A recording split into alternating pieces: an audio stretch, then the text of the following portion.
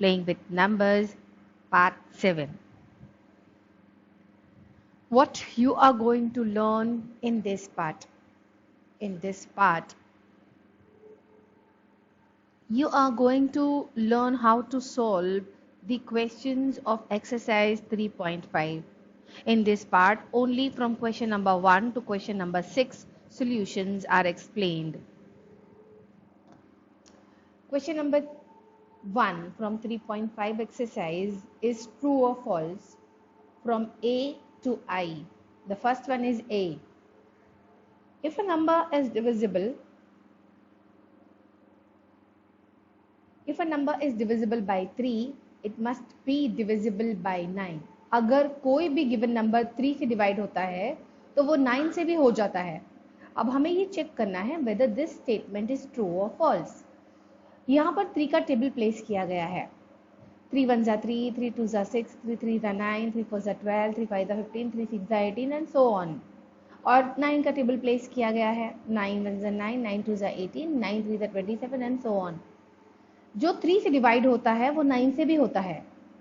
देखिए, जो 3 से डिवाइड हो रहा है वो है 3. क्या वो 9 से डिविजिबल है? नहीं है, क्योंकि 9 का टेबल 9 1 जा 9 से स्टार्ट होता है. यानी 9 के अबव या 9 से पहले जितने भी नंबर्स हैं 8 7 6 5 4 3 2 1 वो कुछ भी डिविजिबल नहीं है. स्टार्ट ही 9 से होगा.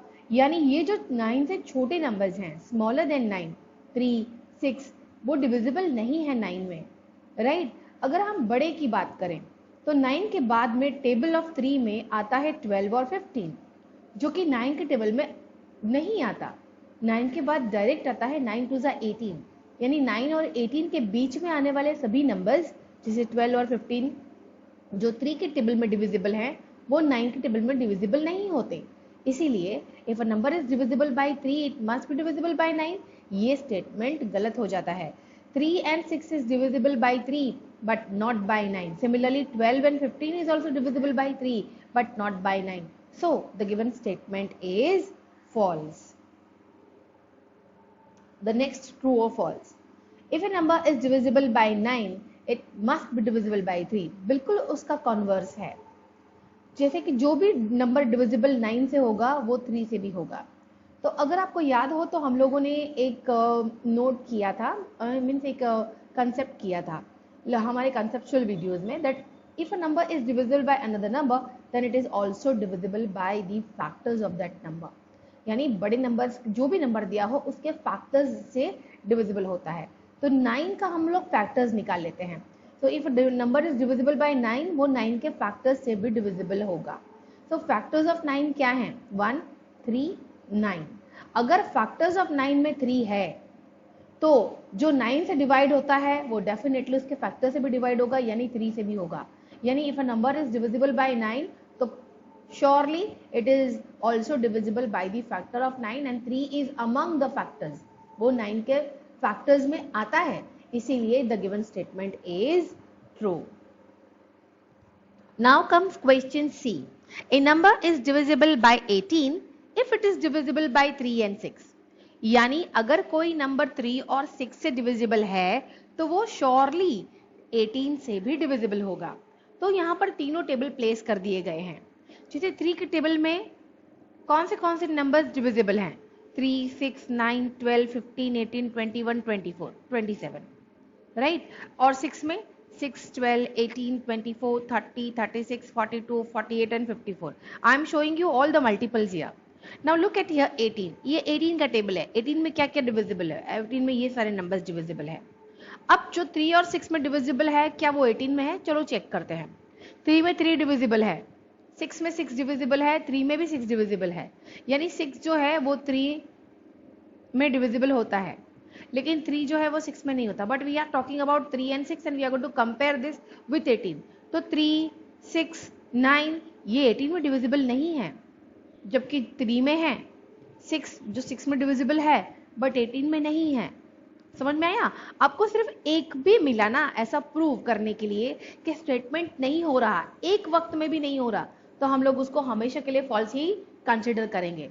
यानी इसके आगे भी और है नंबर्स, जैसे कि 3 में डिविजिबल है 12, 3 में डिविजिबल है 15, लेकिन वो 6 में नहीं आता। ओके 6 में 12 आता है, 6 में 18 आता है, लेकिन 12 जो है वो 18 में नहीं आता। हाँ 18 का टेबल 18 से स्टार्ट होता है। अगर हम लोग 18 में डिविजिबल है काउंट करें तो वो दूसरा नंबर डायरेक्टली डिविजिबल होगा, वो है 36।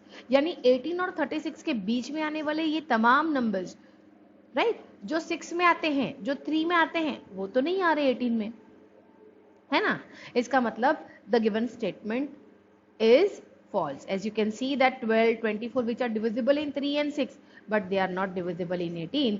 So the given statement is false.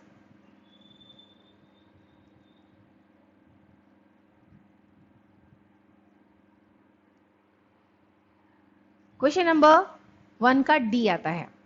If a number is divisible by 9 and 10 both, then it must be divisible by 90. जो 9 और 10 में डिविजिबल है वो 90 में भी डिविजिबल होगा। यहाँ पर भी एक नोट है, एक शॉर्टकट वे है मेमोराइज करने के लिए कि अगर आपको जो दो नंबर दिए गए हैं 9 एंड 10, अगर ये दोनों को प्राइम होते हैं, को प्राइम किसको कहते हैं, यानी 9 के फैक्टर्स में और 10 के फैक्टर्स में सिर्फ 1 ही कॉमन होना चाहिए, तो ये दोनों नंबर्स कैसे होंगे, को प्राइम होंगे। और अगर दोनों नंबर को प्राइम है तो इनका प्रोडक्ट यानी इन दोनों नंबर्स का मल्टीप्लिकेशन का जो आंसर आता है वो गिवन नंबर उस आंसर से भी डिविजिबल होगा। यानी अगर 9 और 10 हम लोग को प्राइम बता देते हैं तो 9 10 जा 90, यानी 90 में भी डिविजिबल होगा। If the number is divisible by 9 and 10 then it is divisible by 90 only and only if 9 and 10 are coprime. तो चलो देखते हैं, उसके लिए मुझे 9 का फैक्टर्स यहाँ मैंने लिस्ट किया है। 9 के फैक्टर्स है 1 3 9, 10 के फैक्टर्स लिस्ट किए हैं, 10 के फैक्टर्स हैं 1 2 5 and 10 right. Since the common factor is 1, both में जो कॉमन है वो 1 है, इसका मतलब ये प्रूव होता है कि 9 और 10 कैसे हैं, को प्राइम नंबर्स हैं, तो इनका प्रोडक्ट क्या होगा 90। So if a number is divisible by 9 and 10 both, then it must be divisible by 90. This statement is true. Next we go for E. If two numbers are co-prime, at least one of them must be prime.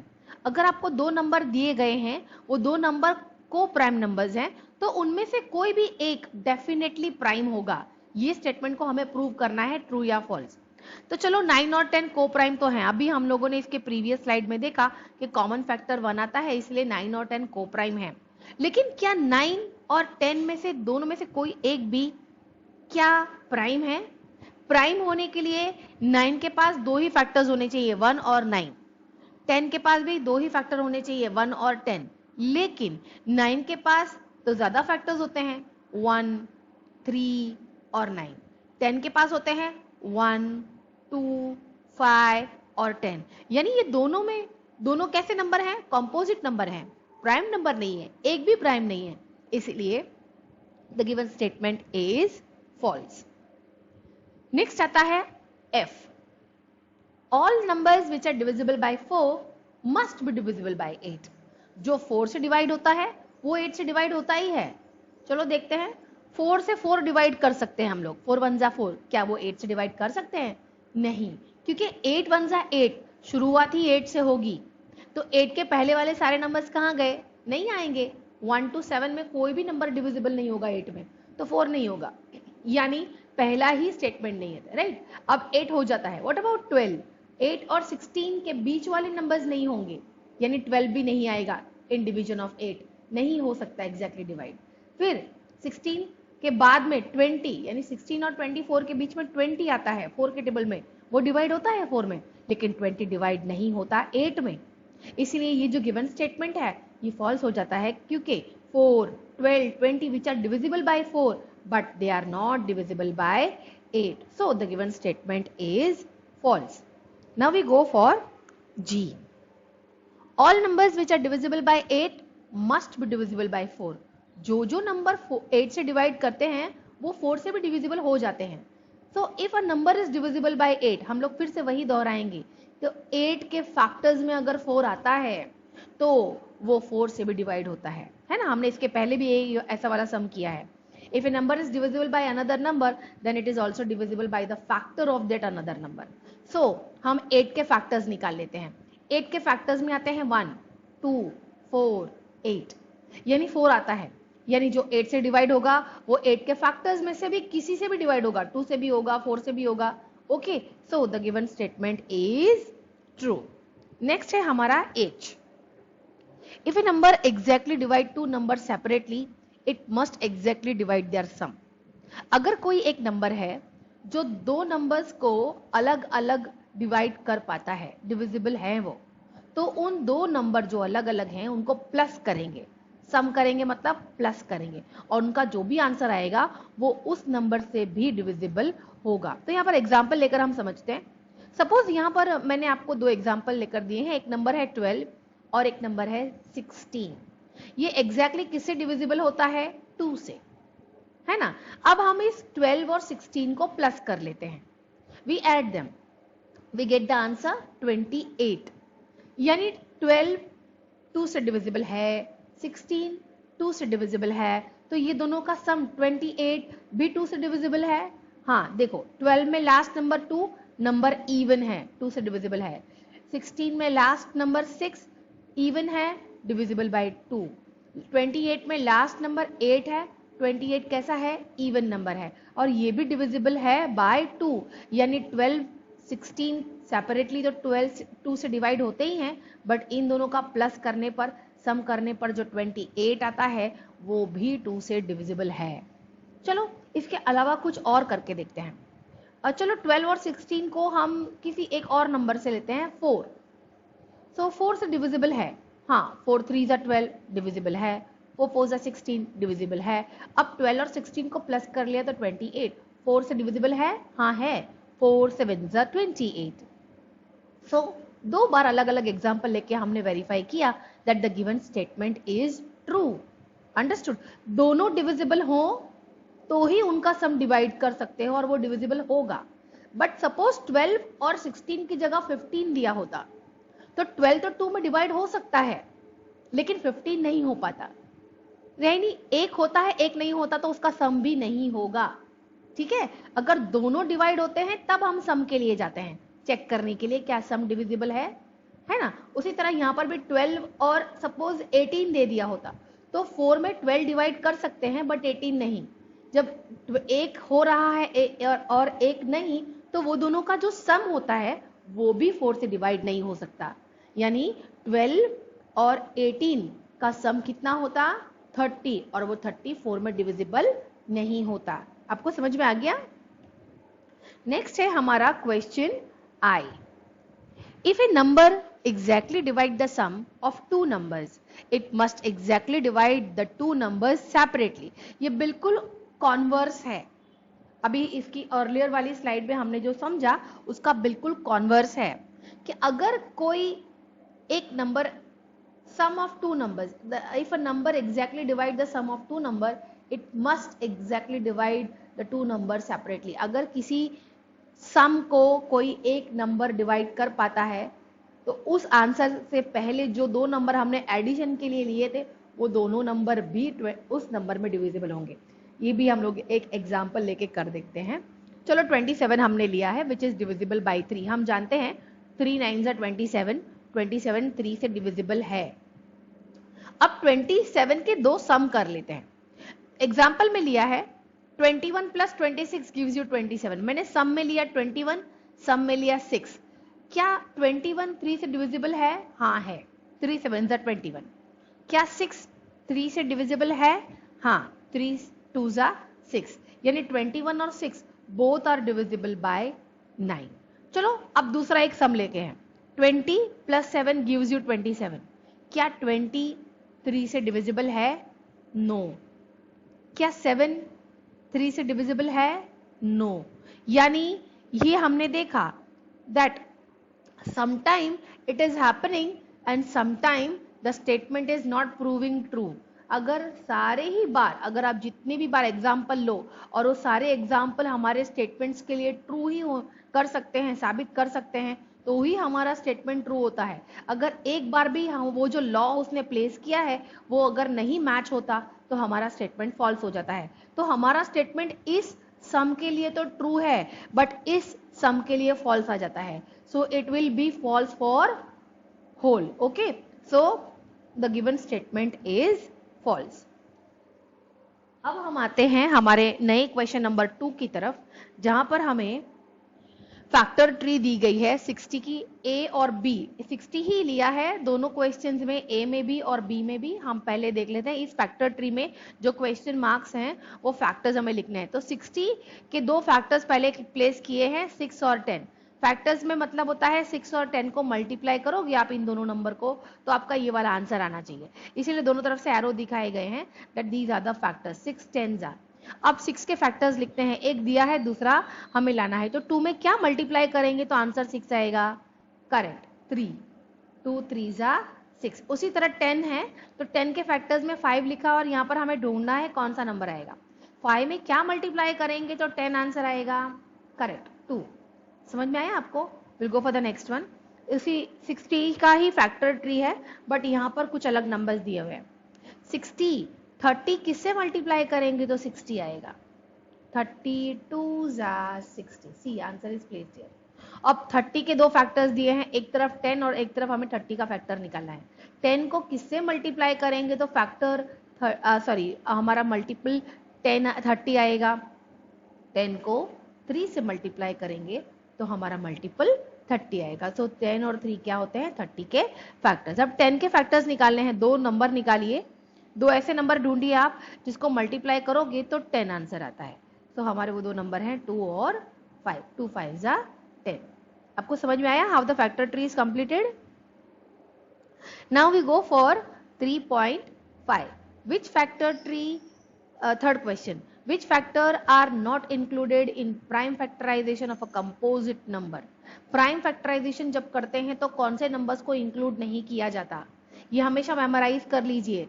Prime factorisation करते हैं तो जो भी number का आप factorisation करने वाले हैं उसमें 1 और वो जो नंबर है वो खुद कभी नहीं आता, that means 1 and the number itself. So in prime factorization we only include prime numbers, so 1 and the number itself is not included in it. Suppose मैं लेती हूँ 16, तो 16 के अगर हम फैक्टराइजेशन करेंगे तो हम 116 जा 16 नहीं ले सकते, वी कैन नॉट टेक 1। और हम डायरेक्ट 16 नहीं ले सकते, 16 1 जा 16 ये ले ही नहीं सकते, वरना वो प्राइम फैक्टराइजेशन नहीं होता। ठीक है, will go for the fourth question. Right the greatest 4 digit number and express it in terms of prime factors. Greatest 4 digit number क्या है? इट्स 9999 और इस 9999 का हमें फैक्टराइजेशन करना है। ये फैक्टराइजेशन टेबल है, जो नंबर लिखा है वो है 9999। हम स्टार्ट 1 से नहीं कर सकते, मैंने कहा number and the number itself, यानी 1 और ये 9999 हम नहीं ले सकते। तो हम स्टार्ट करते हैं 2 से। देखिए लास्ट नंबर 9 है तो 2 9999 को डिवाइड नहीं कर सकेगा, इसीलिए प्राइम फैक्टराइजेशन में 2 नहीं लिया गया। 2 के बाद लेते हैं 3, 3 में पॉसिबल है, 3 3 जा 9, 3 3 जा 9, 3 3 जा 9, 3 3 जा 9, है ना। अगर पहली मर्तबा 2 से डिवाइड नहीं हुआ तो आगे भी नहीं ही होगा, आप ये हमेशा ध्यान में रखिएगा। We have to go in ascending order of taking the prime numbers. अगर 2 से डिवाइड हो सकता तो पहले ही हो जाता, अगर वो पहले नहीं हुआ है तो समझ लेना आगे भी नहीं होगा, हम 2 को छोड़कर ही चलेंगे। अब 3 से एक बार डिवाइड हुआ है, सेकेंड टाइम भी हो सकता है, तो फिर से देखते हैं हुआ 3 से डिवाइड, हाँ होता है, 3 1 जा 3, 3 1 जा 3, 3 1 जा 3, 3 1 जा 3। अब ये जो ट्रिप ऑल 4 1s है इनको प्लस करके देखते हैं, 1 + 1 2 + 1 3 + 1 4 आता, और 4 3 में डिवाइड नहीं हो सकता, तो टेस्ट ऑफ डिविजिबिलिटी ऑफ 3 के हिसाब से हम 1 1 1 1 को भी डिवाइड नहीं कर सकते। ठीक है, इसके बाद में 3 के बाद में हमारा प्राइम नंबर आता है 5। 5 में डिविजिबल होने के लिए लास्ट नंबर होने चाहिए 0 या 5, यहाँ नहीं है, इसका मतलब 5 भी कभी इसको डिवाइड नहीं कर सकेगा, तो इस प्राइम फैक्टराइजेशन लिस्ट में उसे लेना ही नहीं है। 5 के बाद आता है 7, 7 में is a prime number, right. 7 में भी अगर इसे हम लोग रफली डिवाइड करते हैं तो it is not completely dividing it, so that's why not taken here. After 7 directly comes 11. 11 को यहाँ पर देखिए रफ में एक बार सॉल्व करके दिखाया है, क्या 11 से डिवाइड होता है। so we took 11 1 जा 11, माइनस करने पर बचा 1। हम 1 को डिवाइड नहीं कर सकते, हमें दूसरा 1 भी नीचे चाहिए। अगर आपको दूसरा 1 भी चाहिए तो 11 जीरो जा 0 लेना पड़ेगा और उसको माइनस करके 1 और ये वाला 1 नीचे ले सकते हैं। सो 11 1 जा 11 और ये पूरी तरह माइनस डिविजिबल हो गया। देखिए रिमाइंडर में 0 आया है। सो 11 से डिवाइड हुआ है और हमारा क्वोशंट ही हम लोग यहाँ लिखेंगे 11 1 0 1 जा 1 1 1 1। अब 101 क्या है, ये प्राइम नंबर है, ठीक है, क्योंकि ये 11 से डिवाइड नहीं हो सकता। फाइन। और हम लोग 11 के पहले भी अगर मैंने कहा 2 से नहीं हुआ, 3 से, इसके पहले नहीं आए, वो 2 नहीं आया, 5 नहीं आया, 7 नहीं आया, तो 11 आया डायरेक्ट। तो 11 के बाद में तो हम सोच ही नहीं सकते 13 आएगा डायरेक्ट, क्योंकि वो सब नंबर जब पहले डिविजिबल नहीं हुए प्राइम फैक्टराइजेशन लिस्ट में तो वो आगे भी नहीं आएंगे। तो 101 1 जा 101 आ गया हमारा। जैसे ही प्राइम फैक्टराइजेशन में यहाँ 1 आ जाता है तो समझ लीजिएगा हमारा प्राइम फैक्टराइजेशन खत्म हुआ। ओके, यहाँ पर ये सम ओवर होता है। तो अब हम लोग इसकी 999 के क्या करेंगे, हम लोग 101 पे स्टॉप हो जाते हैं। अब हमारा जो क्वेश्चन था 9999 यानी 9999 के हम प्राइम फैक्टर्स को लिस्ट करेंगे। प्राइम फैक्टर्स लिस्ट करने के लिए ये जो सारे नंबर्स होते हैं ना, इस तरफ right hand side of this vertical line, sorry left hand side of this vertical line, तो यही हम लोगों को मल्टीप्लिकेशन साइन के साथ में यहाँ पर लिस्ट करनी होती है। 3 मल्टीपल 3 मल्टीपल 11 मल्टीपल 101 सी, इस तरीके से। तो प्राइम फैक्टराइजेशन को इस तरीके से हम सम में सॉल्व करते हैं। ये वो लिस्ट, ये वो चार टेबल है जिसको हमको रिप्रेजेंट करना होता है और ये तरीके से हमें उन्हें लिस्ट करना होता है प्राइम फैक्टराइजेशन को मल्टीपल साइन के साथ में। इस तरफ वाले नहीं, राइट हैंड साइड वाले नहीं, लेफ्ट हैंड साइड वाले हम लोग प्लेस करने होते हैं, ठीक है। Will go for the next one. ये है 5th question. Smallest 5 digit number लिया है और इसका प्राइम फैक्टराइजेशन करना है। स्मॉलेस्ट 5 डिजिट नंबर ये होता है, see the last number is 0 so it is divisible bye 2। देखिए, और हमने 2 से डिवाइड किया, 2 5 जा 10, फिर 3 0 के लिए 3 0 लगा देंगे, यानी 0 जा 0 0 जा 0 0 जा 0, 2 0 जा। ओके, अब वापस से लास्ट नंबर जब तक हमारा इवन आता रहेगा वहां तक हमारा नंबर 2 से डिवाइड होता रहेगा, ठीक है। अब देखिए 2 2 जा 4, 1 बच जाएगा 10, 2 5 जा 10, 2 0 जा 0 0 0, 2 1 जा 2, 2 2 जा 4, 1 बच जाएगा 10, 2 5 जा 10, 2 0 जा 0, 2 6 जा 12, 2 2 जा 4, 1 बच जाएगा 2 5 जा 10। जब तक 0 आते रहेंगे इवन नंबर होता रहेगा, है ना, तब तक 2 से डिवाइड होता रहा। जैसे ही 625 आया, लास्ट नंबर क्या है 5, ये 2 से डिवाइड नहीं हो सकता। तो चलो 3 से देखते हैं, 3 में डिविजिबल है ये जानने के लिए हम टेस्ट ऑफ डिविजिबिलिटी ऑफ 3 को ट्राई करेंगे। 6 + 2 + 5, इनको ऐड करके आंसर लेकर आओ। 6 + 2 कितना होता है 8, 8 + 5 कितना होता है 13। क्या 13 3 से डिविजिबल है? नहीं है। इसका मतलब 625 भी डिविजिबल नहीं होगा। 3 के बाद कौन सा प्राइम नंबर आता है 5, इसलिए 5 लिया गया। 5 1 जा 5, 5 से डेफिनेटली डिवाइड होगा। देखिए, क्योंकि 5 की टेस्ट ऑफ डिविजिबिलिटी क्या कहती है कि अगर लास्ट नंबर 0 हो या 5 हो तो वो 5 से डिवाइड होता है। तो ये तो लास्ट नंबर 5 है, यानी डेफिनेटली डिवाइड होगा। तो 5 1 जा 5, 1 बचेगा 12, राइट, 5 2 जा 10, 2 बचेगा 25, 5 5 जा 25, अगेन 5। अब वापस से 3 के लिए सोचने की जरूरत नहीं है, मैंने कहा ना अगर इसके पहले 3 से डिवाइड नहीं हो सका तो आगे भी नहीं होगा। अब हम लोग 5 ही लेंगे। 5 2 जा 10 and 5 5 जा 25, अगेन 5 5 जा 25 and 5 1 जा 5। देखिए 1 आ गया। जैसे ही हमारा इस तरफ 1 आ जाता है, we come to the conclusion that हमारा प्राइम फैक्टराइजेशन सम ओवर हो गया। और उसके बाद में हमें लिस्ट करने हैं प्राइम फैक्टर्स ऑफ 10,000। तो हमने प्राइम फैक्टर्स ऑफ 10,000 लिस्ट करने हैं। तो ये जो वर्टिकल लाइन होती है इसके लेफ्ट हैंड साइड में जितने भी नंबर्स हैं, जितनी बार हैं, वो सब हम लोगों को मल्टीप्लिकेशन साइन के साथ में इस तरीके से लिस्ट करने हैं। देखो 2 कितनी बार आया है 1 2 3 4, तो हमने इसे यहाँ पर 4 टाइम्स लिस्ट कर दिया मल्टीप्लिकेशन साइन के साथ में।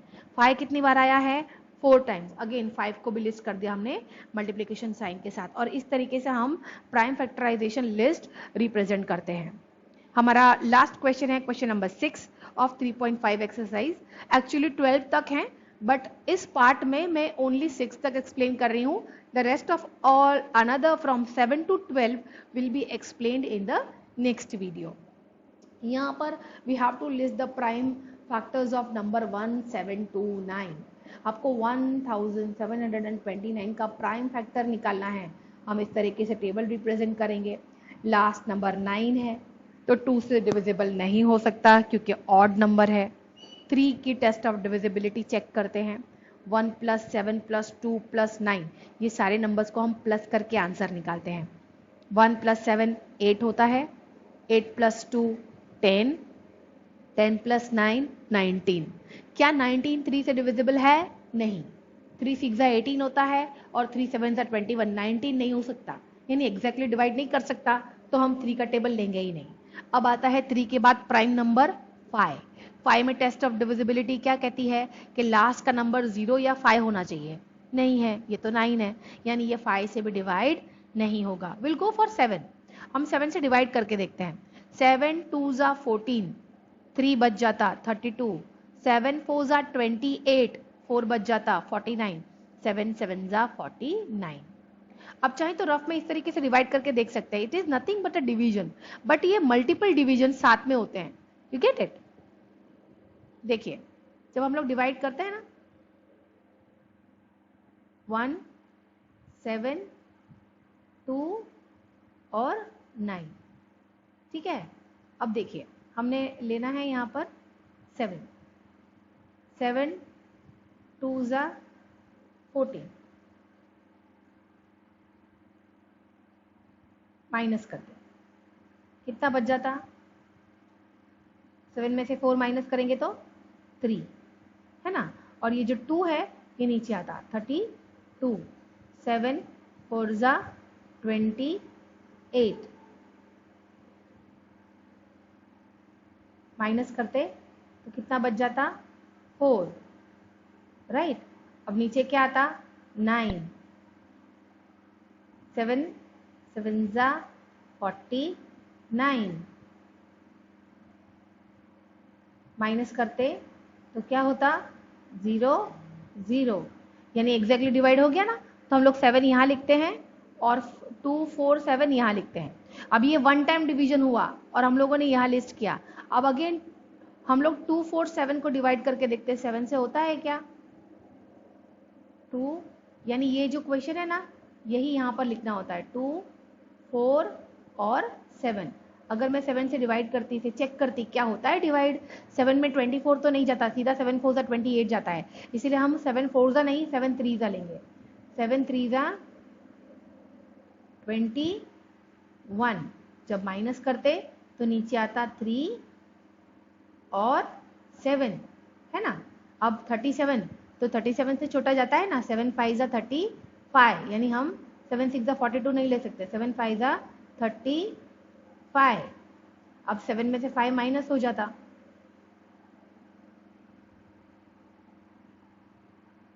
तो कितना? 2 बच जाता है। यानी 7 is not able to divide exactly 247, ये 247। क्यों? क्योंकि 2 रह जाता है। तो हम लोग ये टेबल ही नहीं ले सकते यहाँ प्राइम फैक्टराइजेशन में। हम वही नंबर्स ले सकते हैं जो 0 ले आए रिमाइंडर में। You getting?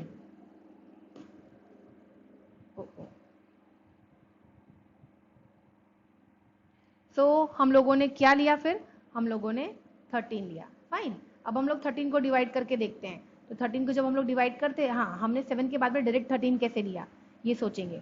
तो 7 के बाद वाला प्राइम नंबर क्या आता है? करेक्ट, 11 आता है ना। अगर 11 आता है तो 11 से डिवाइड करने की टेस्ट ऑफ डिविजिबिलिटी याद है आपको? क्या करते हैं हम लोग 11 के लिए? हम लोग 11 के लिए ये चेक करते हैं कि उसके जो अल्टरनेट नंबर्स हैं, यानी 2 4 7, तो 7 और 2 को प्लस करते हैं 9, और ये सेंटर वाला नंबर माइनस करते हैं। 9 में से 4 माइनस हुआ तो 5 आया आंसर। 11 की टेस्ट ऑफ डिविजिबिलिटी ऐसे अल्टरनेट नंबर्स को ऐड करके, यानी ऑड नंबर्स का सम और इवन नंबर्स का सम करके दोनों को माइनस करने पर सिर्फ 2 तरह के आंसर चाहती है, या तो 0 आए या तो 11 के मल्टीपल आए, यानी 11 1 ज़ा 11, 11 2 ज़ा 22, 11 3 ज़ा 33, ऐसे 11 22 33 आने चाहिए। अगर ऐसे नहीं आते तो वो 11 से डिवाइड नहीं होता। तो यहाँ तो 5 आया है आंसर, तो डेफिनेटली 11 से डिवाइड नहीं होता। 11 के बाद वाला नंबर है 13। आपको 11 से ज़्यादा की टेस्ट ऑफ डिविजिबिलिटी नहीं है। इसलिए 13 से अगर डिवाइड होता है नहीं, ये चेक करने के लिए आपको क्या करना पड़ेगा, यस आपको डिवीजन करना पड़ेगा, और डिवीजन करने के बाद में वो एग्जैक्टली डिवाइड हो गया और आंसर आया 19। अब 13 के बाद वाला नंबर कौन सा है, 17 है, इज अ प्राइम नंबर, लेकिन ये तो 19 है, 17 वन जा 17 भी करेंगे तो 2 बच जाए, 2 रह जाता है, तो यानी ये वो एग्जैक्टली डिवाइड नहीं कर पाता, तो हम लोग 17 भी नहीं लेंगे। अब हम लोग क्या लेंगे, 19 वन जा 19। जैसे यहाँ पर 1 आता है हमारा प्राइम फैक्टराइजेशन खत्म हो जाता है, इट इज ओवर। हम लोग 1729 का प्राइम फैक्टर्स लिस्ट करेंगे, जो हमारी वर्टिकल लाइन के लेफ्ट हैंड साइड पे नंबर्स होते हैं, हम उनको मल्टीप्लिकेशन साइन के साथ में लिस्ट करते हैं। यही तरीका होता है प्राइम फैक्टराइजेशन लिस्ट करने का। आई होप स्टूडेंट्स आपको सब कुछ समझ में आ गया, ये till question number 6 explanation. So students, I hope you have understood the explanation. So thank you for watching the video from question number 7 to question number 12. The explanation will be there in the next part. Till then, have a nice day.